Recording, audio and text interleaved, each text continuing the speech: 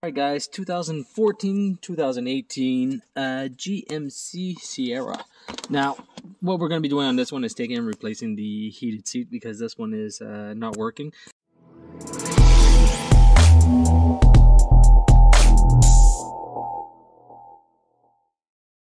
I didn't diagnose it. They just called me and said, can you come replace it? So that's what we're going to do. After that, let's get down here. So the first thing that you're going to want to do is take and remove this part, these little, if you want to call them straps from the bottom of the seat. Now, after those straps are removed, you're going to want to take and come all the way over here, remove this tie wrap that's already been removed, and you're going to want to unplug the connector that's underneath. It's just a little pull tab connector, so it's not too complicated to remove. Try to give you guys a visual of that. Right there. So you just take and you push on this little tab and it comes out. Now, after you guys remove that, let me try to work this a little bit.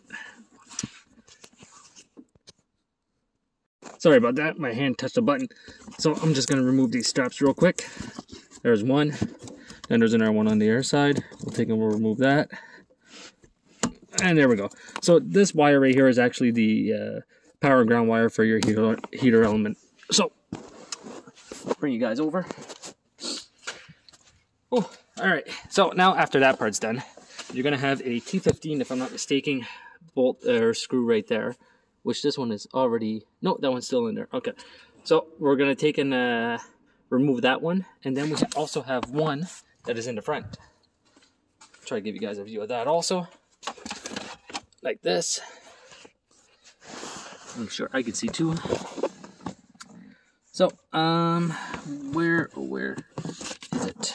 Can you guys see? Let's turn the camera on. Alright, so I don't know if you guys see the little T15 screw down there. Let's focus on that. I'll try to point to it with my hand. It's this guy right here. That guy has to be removed. And you also have to remove this connector. That's right here. This one you could do right now. And then there's also a connector all the way in the back. I don't know if you guys can see that one. This guy right here. So after all those connectors are removed and those two screws, then we'll go a little bit further, but I'm going to take those off right now. Alright, so after you have the T25 in the back taken off and the T15 up front taken off, the next thing you're going to want to do is just very simply take and lift up onto this area. Now when you lift up, you'll see that it'll just pop out and you'll be able to access your seat area over here and your seat area over here. Now this is another important part, is now we have to take and we have to remove these little plastic clips from the frame rail of the seat. Now they go all the way along and all the way around. So in order to get these off, I normally just take a screwdriver and I put them inside, so that way I don't cut my hand on any of the that way I don't cut my hand onto the metal, which I've already done. So it's not a big deal, but just take and use a screwdriver, pry them out, and then you'll be able to put them back in. But make sure that you don't damage them at the same time. Try to get this one out to just show you guys how it looks. Give me one moment, I'll show you guys what that looks like.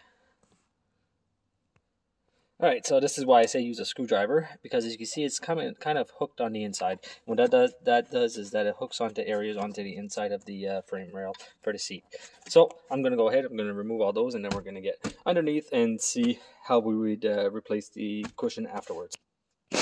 Alright, so after you get the clips, the Velcro, and this is a piece that comes around onto the side over here into the back. That's just held on with a little push pin. You guys remove that also. After you get all that taken off, all you have to do is start to lift up this area, and you come in here and you pull up gently onto these little plastic clips, orange clips that they have on the inside. Now you gotta be careful when you're removing these because they do clip onto the side. But if you take and you just pull up, you're gonna rip them out of the seat. And if you rip them out of the seat, what's gonna happen? You're gonna take and not be able to put your cover for your seat back down. So be very, very mindful when you are taking them off. So I'm just going to put one back in real quick, show you guys how that works. Try to see if I can get one in. There we go. So as you can see, I just pushed that one back in. So now what I'm going to do is just come in and lift up onto it, and it pops right out. So that's what I'm going to do, going all the way over onto this side of the seat. I'm not actually going to be removing this area of the cushion of the cover, because you don't actually have to in order to replace the element. So I'm going to finish removing all that, and I'll be right back. Alright, so now as you can see, the cover is still onto the whole seat assembly, and all I did was just remove the cushion. The cushion is right here. Now I'm going to bring you guys over. I forgot my tripod today, sorry about that. I wasn't actually expecting to do any work today, but I'm going to show you guys how to take and replace the cushion, the heater element onto the seat at the same time.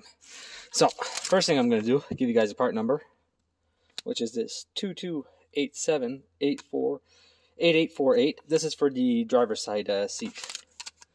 So, and it comes into this pretty little box. So we're just going to go over to the bench and we're going to replace it. So after you get it onto a bench, what you're going to want to do is you want to try and peel up a corner of the heater element. Now, the foam of the cushion is going to get damaged. It's because of the type of glue that they use onto the heater element to stick it on so that it doesn't move around. That is normal. It doesn't matter what manufacturer you go with, your cushion is always going to end up losing some foam when you start ripping it off. So what I like to do is I try to give an even amount of pressure onto the heater element as I'm pushing, and I like to push down onto the foam at the same time. Now I can't do that with just one hand, so I'm going to put you guys down. I'm going to replace it. I'm going to take this one off, and then I'm going to show you guys how to put the other one back on. Alright, so this is the old cushion. I have it turned over. I'm going to show you guys where it burnt on the other side, which is right here. So this is creating an open circuit into the heater element and causing it not to work, because it's basically just one big series circuit onto the heater element. So if you have one little branch that gets no power, well then the whole thing just shuts down and doesn't work. So that one's going to go to the garbage. Now when you get your new one,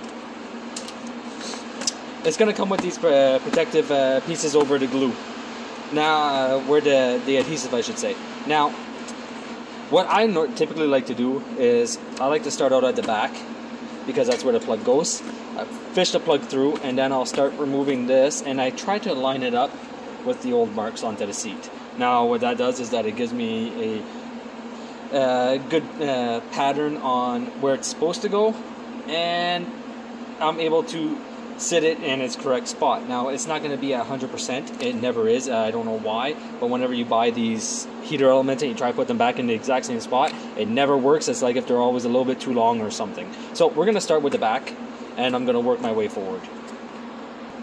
So always take and look for the hole on where your wiring goes. Start there, start to fish your wire through, and then you can come underneath right there and pull it the rest of the way through afterwards.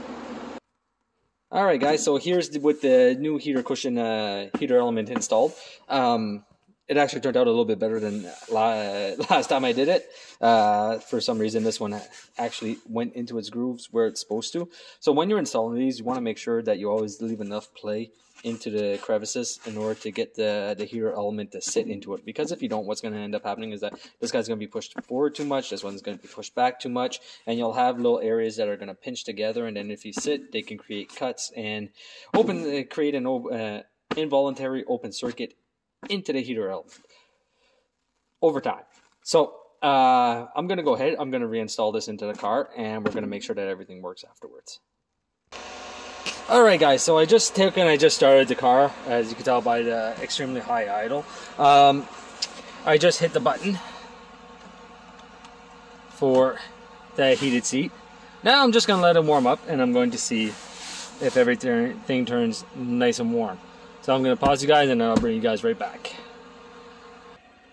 Alright, I can already start to feel it warming up. It's only been about 40 seconds. So the backrest is still heating up too, but there was no issue with the backrest portion. Just feel around. Check for some heat. And I can feel heat coming off of it. So This is going to be considered a fix. Like I said, I didn't diagnose this car. I was just called in to replace it. And that's it. So I hope you guys enjoyed the video, and I will see you guys next time.